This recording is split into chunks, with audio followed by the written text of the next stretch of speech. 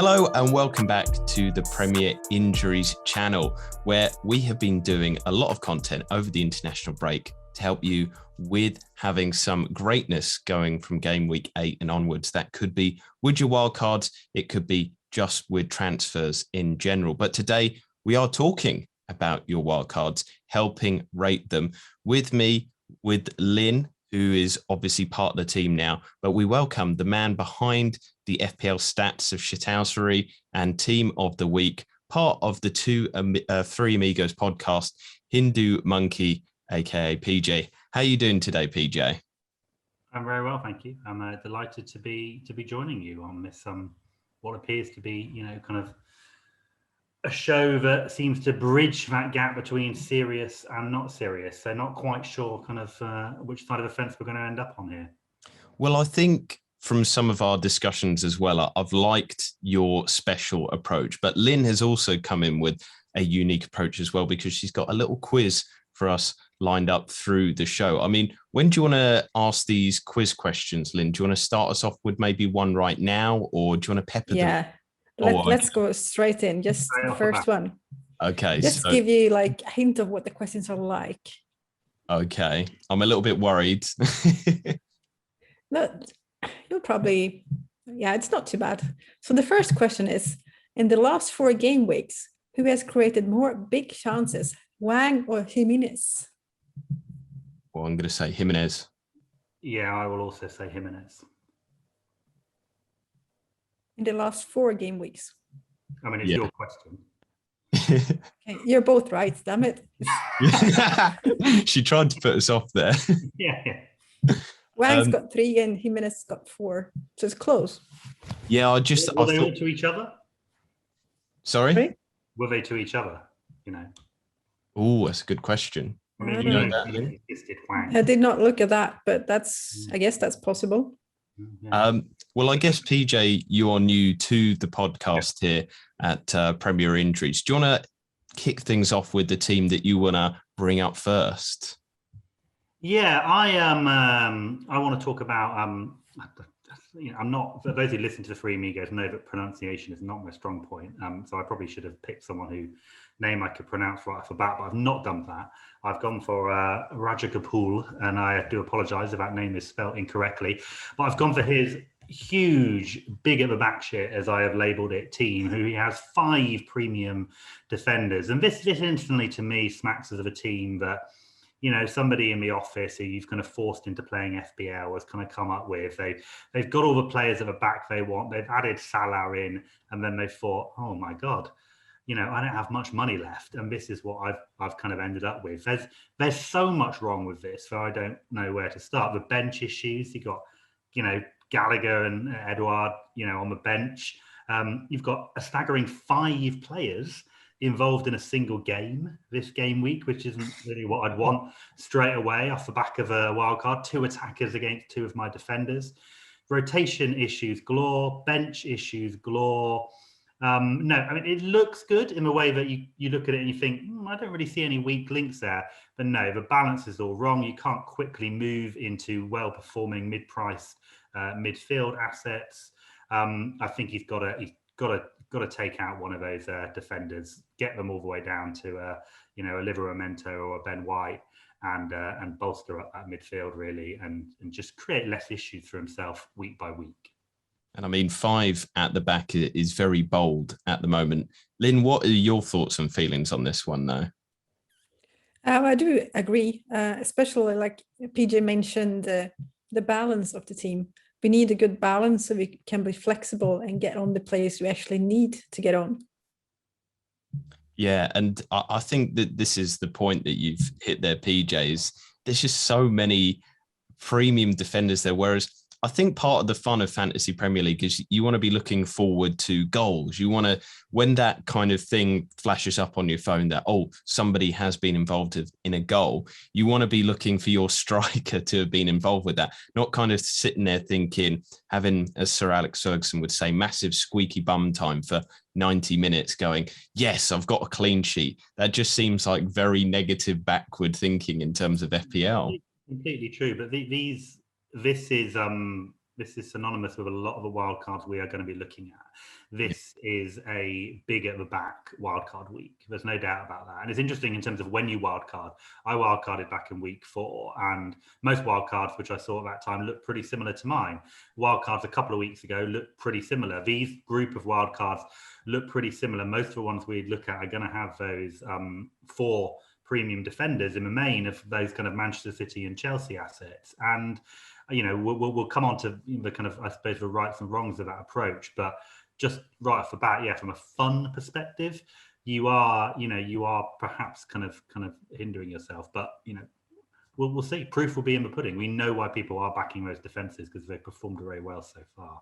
Yeah, and I think, you know, looking at some of those teams or players as well, that they're kind of hitting the right mark in terms of going for the best teams in the league. So Liverpool, Chelsea, and Man City. But yeah, there'd be a more fun approach, and I think a better spending of money as well, because Man City are going to score goals. We've kind of seen a few players emerge from there, maybe in the midfield, and maybe we'll get onto them in a moment or so. But Lynn, you picked Sweet Blue 23. I mean, if they were called Sweet Blue 22, that would have rhymed so much better. But that is the team for you. You've gone with another one that is fairly stacked at the back, but a little bit more spread out in their funds as well. And I think there's a good fun differential in the midfield as well. Talk us through why you chose this team and what you like/dislike about it.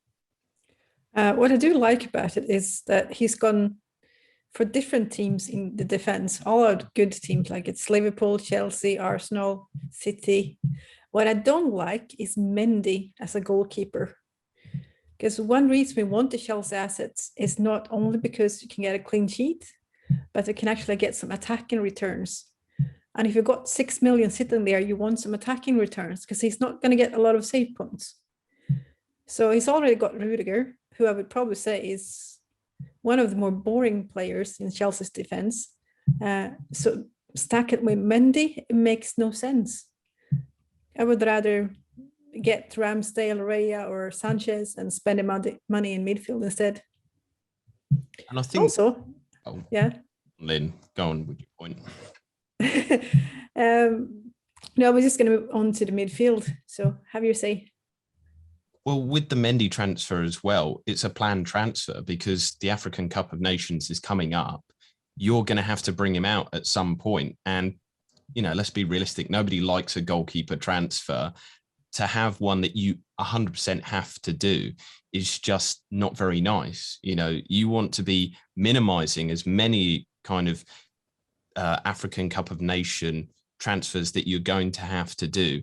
And it will be hard, you know, with Salah, with Zaha, and with Mendy, that just gives you a real kind of hill to jump over in terms of that. So I think not only is it kind of taking up a good Chelsea slot that could be on a defender that could be getting attacking points, but it's giving you a headache in a few months' time. And I know it's a while off, but we've seen how, you know, often players are getting involved with potential injuries or something with the international break as well. Anything can and does happen with football. You want to minimize those kind of transfers that you have to do. But Lynn, what were you going to say about the midfield? I do really like the Zaha pick. I have to admit that. It seems most have gone for Gallagher, and both you and I have been very Gallagher positive. But after looking at his stats, he's had 2 really good game weeks, and then he's been a bit more mediocre in the others. So I think going forward, having Zaha could be a really good punt, because he will get served by Elise and Gallagher, Edward. Yeah, so he'll be in the mix for sure. PJ, what are your thoughts and feelings on this team? I mean, I do like seeing some differential options in there. I agree completely on Mendy. I like Zaha as an option. He's one of those players who slips under the radar, but, you know, pretty much always gets to kind of 150, 160 points kind of consistently. He's good value for money. I like the madness of Neil Maupay at top. I think that's a classic. You know, if I want a wild card, I like a good kind of 1 week punt to play, like, you know, the best fixture of the week. And there's no doubt that Norwich is probably the best fixture. Maupay, he's on penalties. He's been playing a lot for Brighton. I like that. I assume if he's going to do that, he'll be replaced for Luca Toni the week after, which I think is actually quite a nice move to a lot of wildcarders who probably have got that question of, do I play my Brighton attackers against my Chelsea defenders this week? I think certainly if you're looking at Luca Toni, he's got a fantastic run from the next game week onwards. Why not take a punt on the likes of Neil Mapai and get onto the Tony wagon after that? So yeah, I like that side of things. But overall, yeah, it's probably not for me. But 7 out of 10, decent. Yeah, I would say it's a decent one as well. The thing about Zaha as well, maybe which improves him even more than what you've just said there, PJ, in comparison to other seasons. He's ticked along nicely. He creates. He's the talisman of Crystal Palace, but he's on penalties now, and we know that he will kind of pick them up through the season because he is one of the most foul players anyway. And the fact that he will be dispatching them as well is pretty good. Crystal Palace look better. And I think it's kind of a strong pick. I'm going to move it to my team though. And Lynn, you're going to have to prepare yourself here. It's a Liverpool-less team from FPL Jukebox. I know. Now, I don't know if you need to emotionally prepare yourself for this because there's no TAA, not even a Robertson, no Mane, no Jota, no Salah. This person has gone with Kevin De Bruyne, I guess, as their kind of Salah spot, kind of looking there. They've gone big at the back once again. This is the talking point for all these. But I don't know. Not only the fact that it's Liverpool-less, I just don't like a lot of assets in this team. Son, I'm not sure about. De Bruyne, he's like a really expensive way into the Man City team. And kind of Ben and I have talked in different podcasts that he's still getting back to full fitness after his injury in the Euros, where it was an interesting decision to play him when he had that type of injury. So he will be coming back to full fitness. The Chelsea and Man City kind of double up at the back is interesting, but again, I would sacrifice maybe a Cancelo or a Chilwell or an Azpilicueta to have a more fun midfield, because the fact that they're playing Smith Rowe this game week is not that exciting. Smith Rowe Arsenal aren't that great at the moment, but I do like the Mbeumo and Tony on the bench, and also Livramento, great kind of cover there. So there is some interesting aspects to it, but the fact that there's no Liverpool in there, arguably the best or second best team in there, I mean, that's almost unforgivable. I'm going to go to PJ first before to you, Lynn. I'm going to give you the most amount of time to recover from this shock. PJ, what do you think on this? Yeah, I mean, I can't really entertain any team, be it on a wild card or not, that doesn't have Mo Salah in it. I assume there's some sort of ethical / fan kind of bias here that is leading them. I can't possibly believe that someone, for pure FPL reasons, has decided not to have Salah. You just might as well start the week off a -8 over everyone else all the time. And then to go for De Bruyne, who's probably the riskiest premium pick to kind of cover that is very odd. It's not even if Salah has a really poor fixture this week. If this was Liverpool Manchester United this week, you can maybe argue, okay, we know that Man City like playing Burnley. He might have money in the bank to move to Salah, but actually Salah has Watford this week. It's crazy. Beyond that, yeah, I think if you're going to take in 4 assets from Man City and Chelsea, I probably wouldn't want one as kind of rotational as kind of Chilwell. I like these bench to Brentford players. I like the pick of Son, Smith Rowe. No, I think, it's like I said, I can't believe that he's come to this for FPL reasons. So I think anything we say probably isn't going to talk him into going with Salah anyway. So if you're not going to have Salah, I would be looking at a more consistent kind of captaincy option than De Bruyne. Someone like a Ronaldo or a Fernandes, I would probably say for Man United, who we know are going to play week in, week out, are going to be safer bets if you are going to bet against the house in this manner. Lynn, what are your thoughts and feelings on this? I mean, I feel like I'm going to unleash a storm here. I feel so bad for this guy because he's fucked. Can we say that? I can bleep it out. I mean, Beep. yeah. He's beep. No, you need Salah. If you don't have Salah, you're gonna fall so far behind, and especially in a week he's playing Watford. Yeah, for me, it's definitely the KDB pick. I would downgrade him because they've got good options. Like they're pretty cheap in the midfield now, like Grealish, Foden, Torres, even Mahrez. And then I would upgrade Son to Salah. Yeah, and then it would be a pretty nice team, I think. Yeah, I mean that 2 transfers there, and you've got it kind of sorted in terms of the best assets. I'm not a big fan of Son either. I don't know if you two are, but we'll kind of get onto that because we're going to move on to your team next, PJ. But just before we get into that, Lynn, do you have another one of your quality questions? I do. So, what goalkeeper has faced the second least shots on target per 90 minutes, and they started at least 4 matches? Oh, wow. Second least. Not the least, the second least.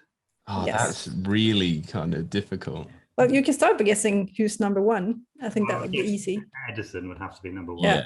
Yeah. So that would be too easy. So it's the second one. I'm going to say Aaron Ramsdale. Aaron Ramsdale. I don't think he's played 4, has he? I think he's only played 3. Can we confirm has Ramsdale played 3 or 4, Lynn? Nope.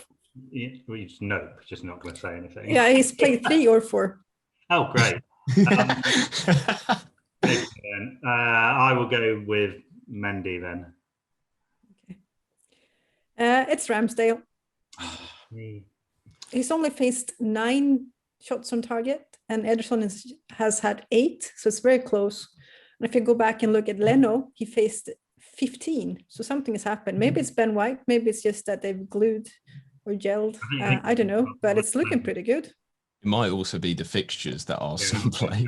Manchester City either, but I think that really helps the kind of data there. Yeah, PJ, Jimbo Burns team. Yes. I love this. I've called it differential dipstick, and well, I say I love it. I both love and hate it. What I love about it is the kind of structure and price points that have been covered. In terms of, I like Salah in goal, and I like that kind of 5 million kind of keeper bracket. I like the fact that he's got different players from lots of different kind of teams in here. He's got premium defenders. He's got some cheap defenders. He's got premium assets in kind of Salah and Lukaku. He's got Vardy, who I think is really good. It's a stacked front line with Bam Bam on the bench as well. So it looks kind of really good. There's a lot of flexibility here. However, I just think he's almost across the board kind of picked the wrong player in kind of every kind of position for these kind of roles, which makes it so unique. There's no way that Alonso is going to play even close to 100%, probably 75% of Chelsea's fixtures. Now Chilwell is back to full fitness. Marcel, fixtures starting to turn for Wolves. I think double Wolves defense is madness. Walker over Cancelo and Diaz, no, not for me. Still got Brandon Williams in there. He's not even getting him a Norwich team at the moment. Then you've got Pogba over Greenwood, or one of the Manchester City midfielders, even a Mason Mount, or one of the Brighton. Sorry, not Brighton. Well, even Brighton, Brentford, Crystal Palace boys. No, not for me. And then Bamford over someone like an Antonio figure. Again, so it's I love the structure. I do like the Vardy punt. I think Vardy is slipping under the radar. I think he'll score against Manchester United this weekend, as he tends to do against the big team. So I like what he's gone for here. And it's a really interesting differential wild card. But I think it's just too differential. And it's one of those wild cards that is one of those teams that is almost certainly going to fluctuate wildly between massive green arrows and massive red arrows. And if that's the way you want to play and you've got the stomach for it, fair enough. But it's a high risk team. Lynn, do you reflect the dipstick nature of this differential team? Yeah, I completely agree. It's the right teams, but the wrong players. And also not a fan of the Wolves double up in defense, and not a fan of the very cheap bench. It's got Livramento, Skip, and Williams. It's too much. Yeah, it's there's some elements that are really I like the Vardy, as you said there, PJ, Rafinha, great, Lukaku, good, Gray, Salah, but then Pogba. Why would you not go for Greenwood, Walker, Diaz? There's just so many kind of elements there, and I don't understand the kind of loving for Wolves that a lot of people are doing at the moment. Yes, they kind of had a good fixture last game week, but doubling up on, or even trebling up, I've seen a lot of people kind of treble up on their assets. It's not the right time. They've got problems in that team up front and defensively. They're not matching their metrics. This is the kind of situation we had with Brighton last season, where week in, week out, they're posting fantastic data, but they weren't matching it for whatever reason. Sometimes it's psychological, sometimes it's luck, and sometimes it's just that the players aren't good enough. And I think that Wolves' back line wasn't very good last season. I just don't think they're very good personnel-wise, so I wouldn't trust in a double up there. Lynn, let's go into your second team, FPL Rovers. Now, why have you chosen this one? Because looking at it, I'm not sure it's in need of a wild card, because I'm guessing players he's transferred in but not confirmed is what he's thinking about. Yeah. And looking at the players he's got Chilwell, Cancelo, Saka, Salah, Lukaku, Tony. That's a really good start. So unless the other players are proper crap, I don't think I will wildcard this. It looks like he's only making 6 transfers. Now, in fairness, he may have made a couple already, but yeah, I kind of agree. We don't, if he has all those players who aren't kind of like boldened out already, it doesn't look like he maybe does need a wild card there. He probably already pressed the button there, Lynn, don't you think? Oof. Who knows? I'd like to see a before, kind of like a before and after photo with some sort of interesting building project. You want to see the before if it's an absolute ruin of a team. But and also like the players he's thinking of bringing, James, Foden, Torres, Calvert-Lewin, they're all maybes. We don't know. They're not nailed on. It's too many of them. He could easily be fielding 7 or 8 aside some weeks. And also so few teams covered, double Arsenal defence, double Chelsea defence, double Brighton attack, triple City. There are not, he's got 3 Arsenal players in there, in fact. There's like 5 teams that are covered on his starting 11. That's again, I don't like that. And you run into trouble straight away, as we already know this week, when 2 of you at those teams, if you're going to spread yourself like that, play each other, and then you have a bit of a headache. And Calvert-Lewin, for me, is one of the biggest worries in there, because he's 8 million. He's fairly expensive. You're looking at the likes of Antonio that he's competing with in terms of that price point data-wise. He's not even confirmed that he will be 100% fit yet. We don't know. We don't know with the kind of injury that he has had. It's likely that he'll be back, but the problem is will he be? And the second thing is he is historically a slow returner when he does have injuries. So it might take him a little bit of while to get up to that level. Yes, the Everton team has played well around him, but you're kind of estimating that he is going to return to play and therefore return to full kind of brilliance immediately. And that doesn't always happen. So it is an interesting one. I would like this person, once they've listened to this, to send the team before, and maybe we might actually go, oh, well, actually, they do need to rescue their team. It is in complete SOS. Now, the team that I've gone for next is quite an interesting one from Crate Digger. They said that they're averaging 37 points for the last 2 game weeks, and I'm sorry that they're kind of going through that. They reckon that this is a solid 38, 1 point improvement for a wild card. PJ, what are you saying? No, just saying he'll get over it. He was starting from a high point, so the only way was down, really. Yeah, it's hard when you have a good start to the season, then you see red arrows, you start almost panicking that you're doing the wrong things. And sometimes you're doing the right things. It's just you had an unbelievable start.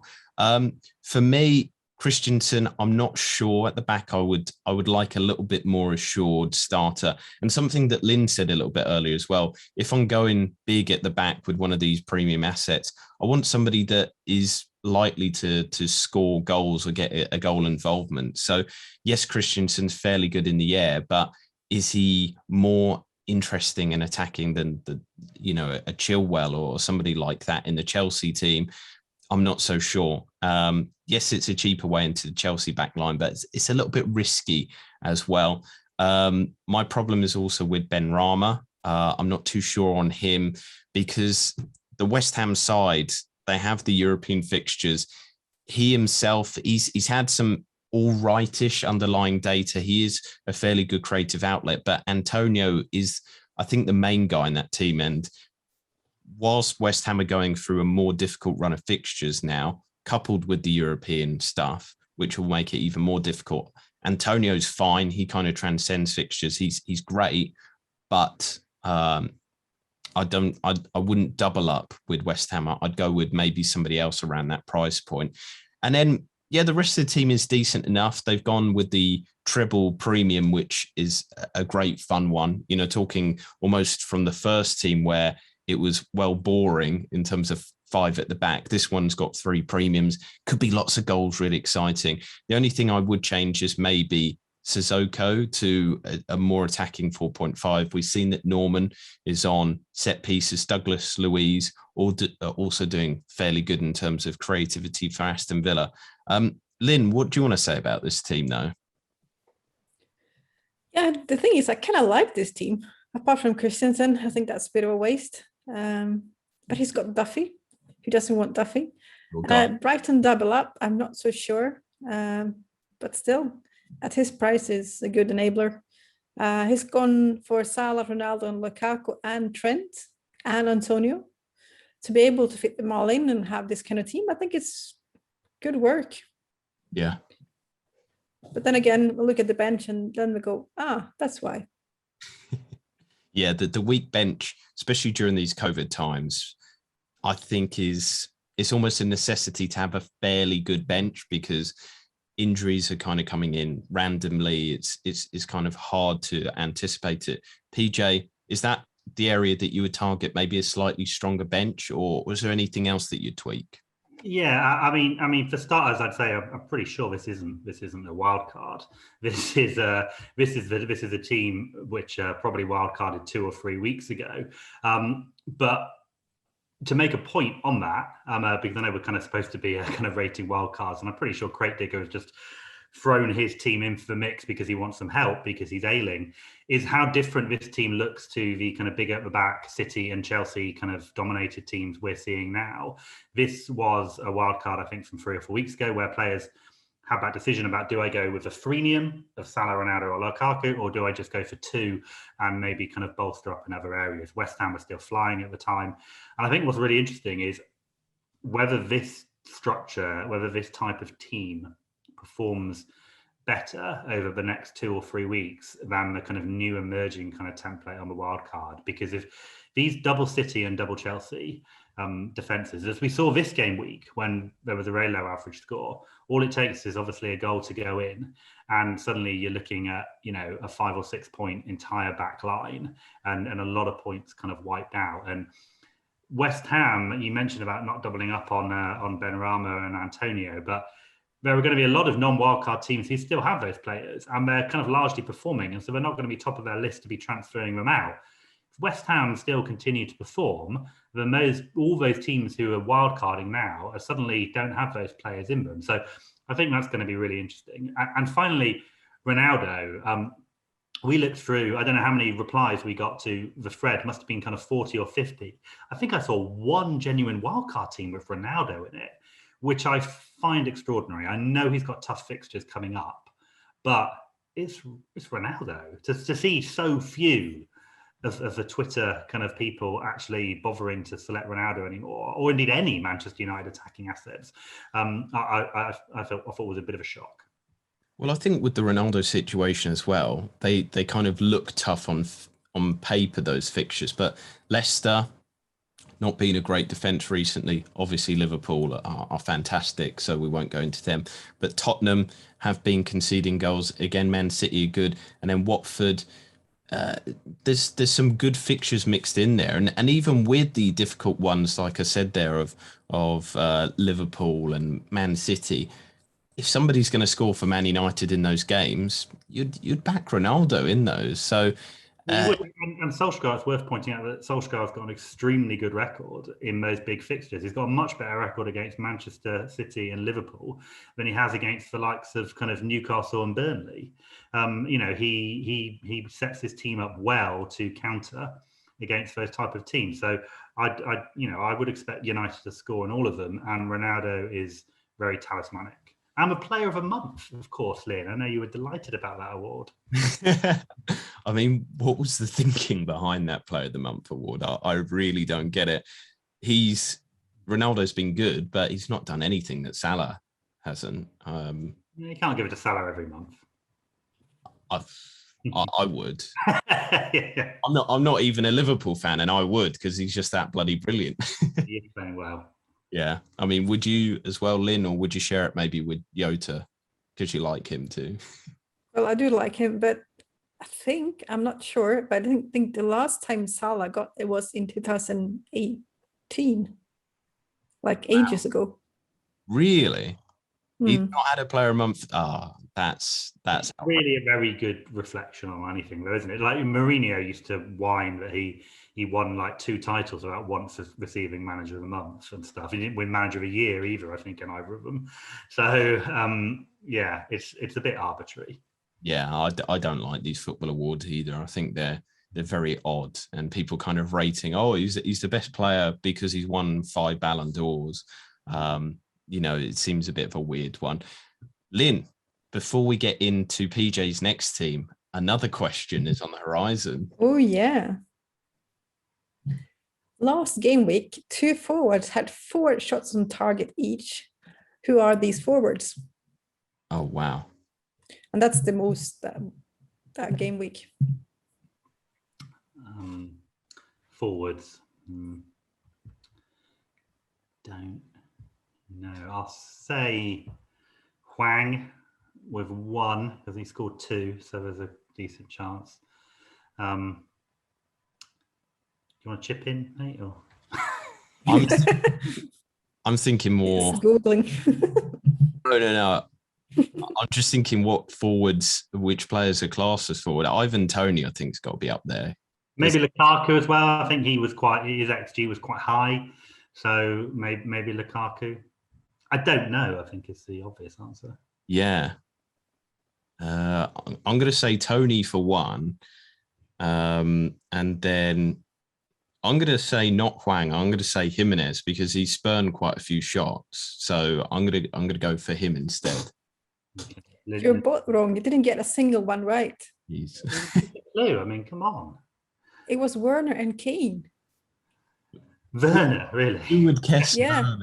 And Kane. Yeah. Werner got a goal as well. So He did, yeah. And playing quite well again, apparently. So, I mean, Werner, I don't know how many shots on target he had in maybe 38 games before that. Would that have been 4 in total as well? Harry Kane surprises me a little bit because just Tottenham haven't looked very good, but then he is the main focal point. But I just wonder how long till we see him get a mega haul, because let's move on to your team, PJ.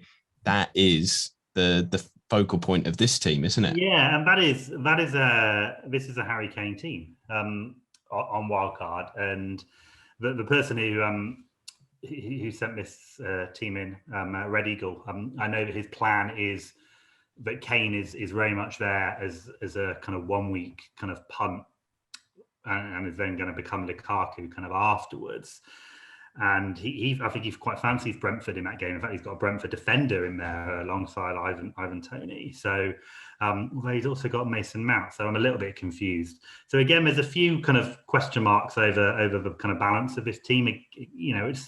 I like the allocation of funds Generally, I do like that. I always like to see a kind of premium, kind of mid-price, cheap price kind of striker up front. I like he's got a couple of cheaper defenders alongside the double City defence as well.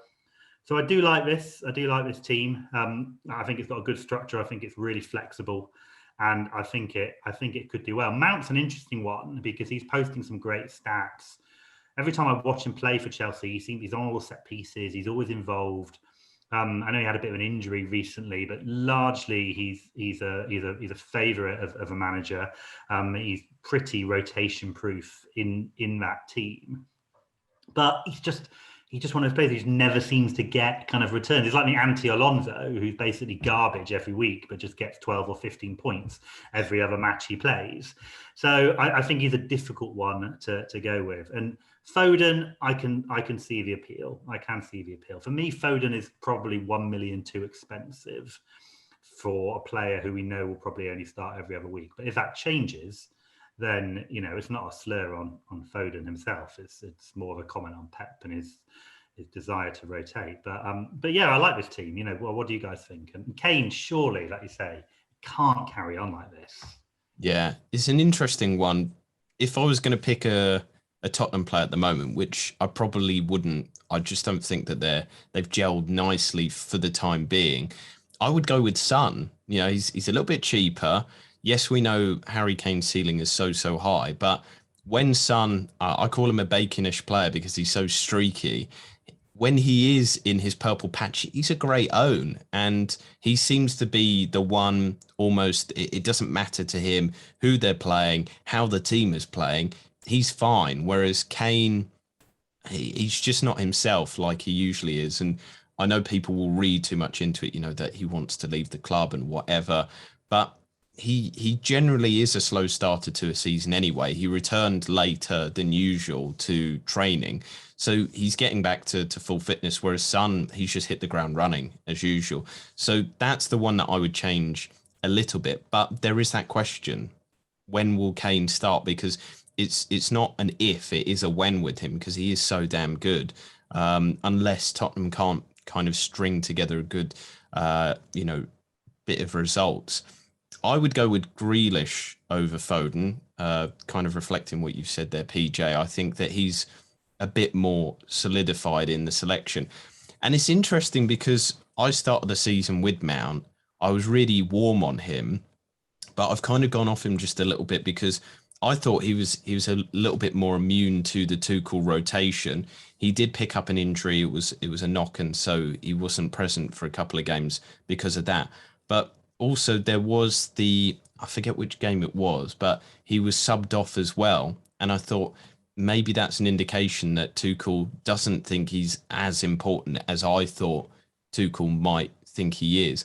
I thought he was going to be feeding Lukaku because he was the second highest chance creator of any player last season. And so he is a great player, but maybe at his price point, you might want somebody who is more of a guaranteed starter, maybe got a little bit of a higher ceiling, because I've been disappointed with Mount so far. I don't know what you think on that, Linn and PJ. Yeah, I agree.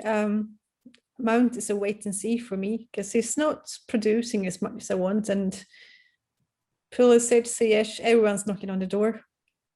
So yeah, not convinced just yet. So let's turn the attention to, unless do you want to add anything else to that team, Linn, or do you think we've covered it? I want to mention Norman. This is the first team I've seen with him in it, and I really like that pick because he's been great for Norwich. He's been really creative and looked really good. I think he's the 4.5 midfielder with the best XGI at the moment. So that tells you something about his involvement, and hopefully that could maybe get you a return or two in the future. Yeah. Well, if Norwich start returning, that's the big question for old Norwich. Next up is your third team, Linn, In the Boom Sky. What do you think on this one? Reasons why you chose it? And this one, we were talking about the Harry Kane team. This is the Harry Kane and Son team.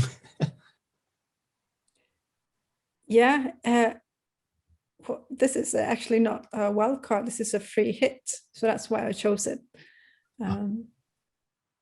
So he's targeting the fixtures, I'm guessing. So I just wanted to have a small discussion about that. Like, how much do you take that into account when you make a wild card? Because if you look at this team and you look at the other wild cards, they're quite similar. But this is a free hit, not a wild card. Yeah. So you lose focus of the next game week. You swap Kane for Lukaku and maybe upgrade one defender, and it would be unrecognisable from any wildcard template team we've seen. So it's an interesting tactic as well, playing this so early. I usually kind of wait for a double game week or a blank to get the full kind of whack of this. Interesting to play it early, but it's not too different from the template, and that's probably a little bit worrying that they're not really going to get a massive boost from this, whereas if they saved it for a little bit later in the season, they might be left behind because of this decision to play it early.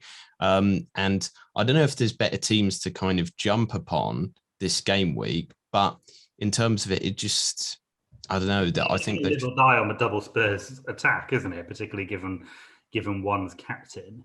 And I don't mind that. If you're going to play a free hit now, ultimately you've got to take a risk. And I think that is the risk. Ultimately, it's like, I'm going to play a wild card now, and this guy's clearly banking on Son and Kane hauling against Newcastle. Whether he did this before the kind of massive takeover, what effect that will have, I don't know, on their immediate performance.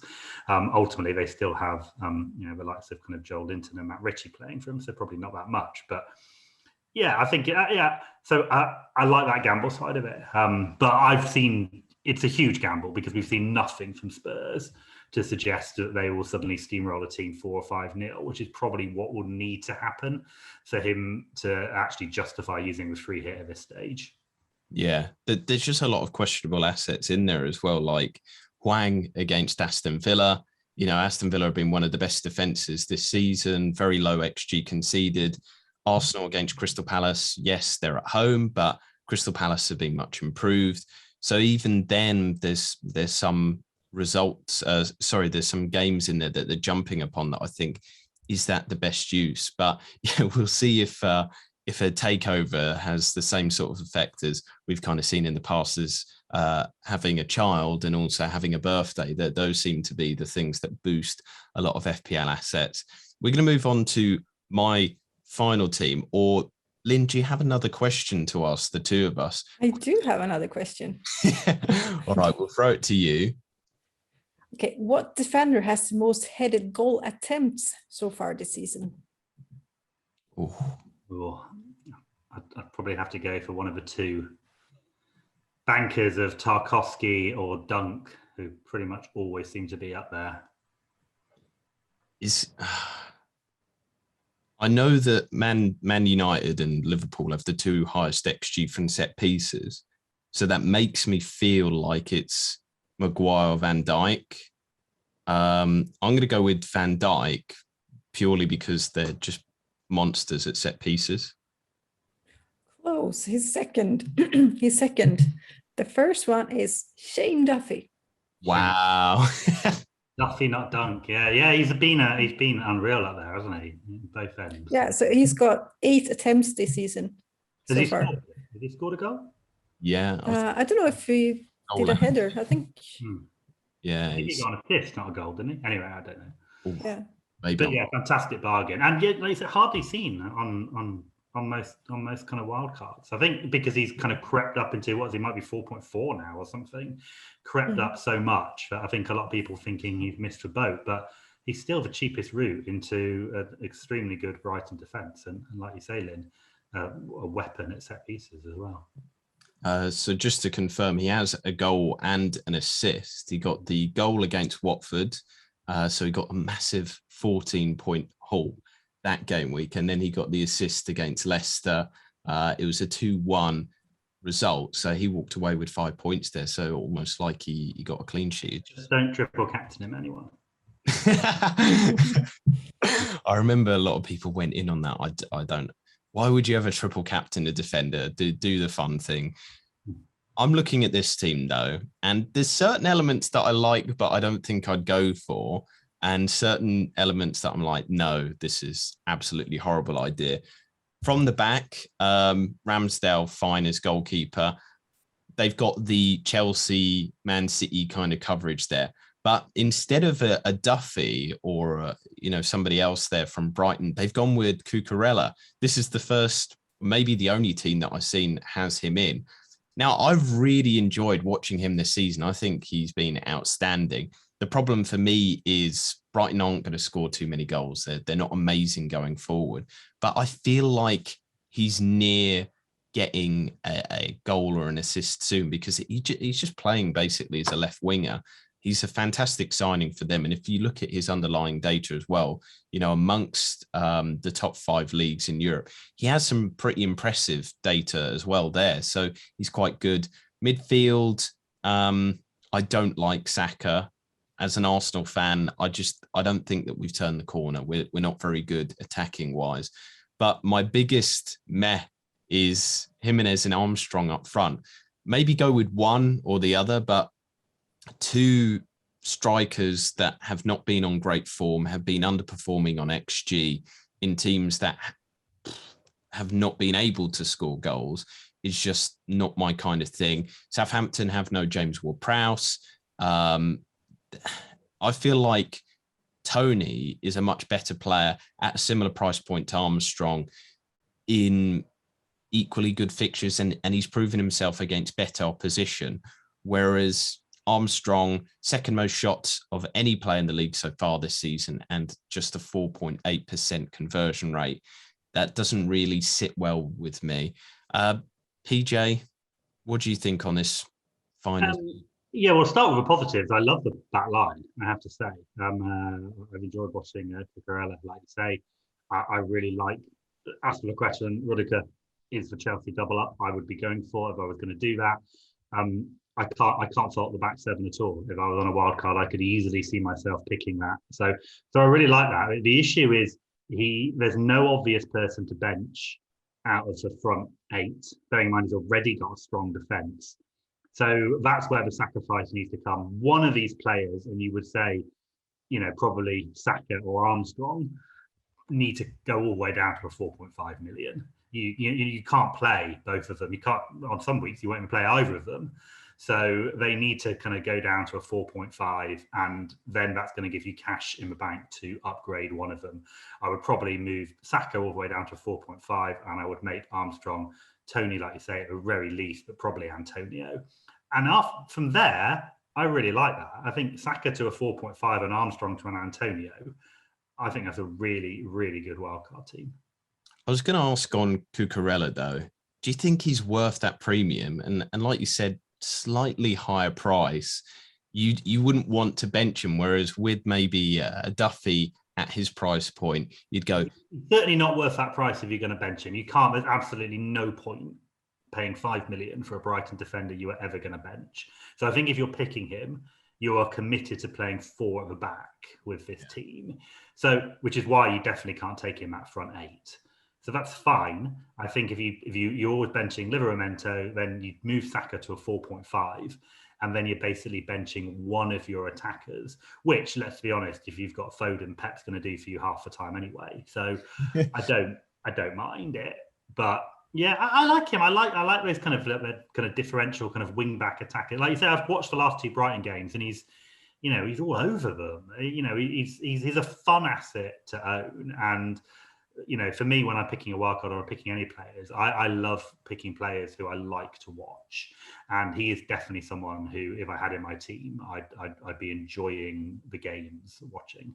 Yeah, that's the point that basically we started with, is heavy defense teams that are a bit boring, whereas maybe a Cucurella, yes, it's slightly, 4 at the back, but he's fun. FPL, I get it's fun to get high ranks and everything, but there's also that element of you want to sit down, whether you do match of the day challenge or you watch the games live, you want to be sat there and kind of going, yes, my player has an opportunity to score, not, oh, thank goodness, 90 minutes, I've sweated through 5 t-shirts because I've been waiting for this clean sheet. That's not a fun way to do it. Lynn, any points on this final team from not a runner? No, I agree with everything you said. Cucurella is too expensive for a Brighton player. I think we can sum it up with that. So, Lynn, do you have any final questions for us to round up the podcast? Oh yeah, we've got one last one, and I think it's 2 to Jason and 1 to PJ so far. Yeah, I definitely. So last season, we know that Maguire was the one with the most yellow cards, but who is the player with the most red cards? Last season. Last season. God, last season feels like years ago. Yeah. I don't even know who would be in contention for that. That's a really difficult question, Lynn. No. Okay, can we ask how many red cards they received? 3. Just 2. Only one person got sent off twice last season. Goodness me. It wasn't Maguire. Richarlison. No. I feel like it's got to be a midfielder or a defender. Jordan Pickford.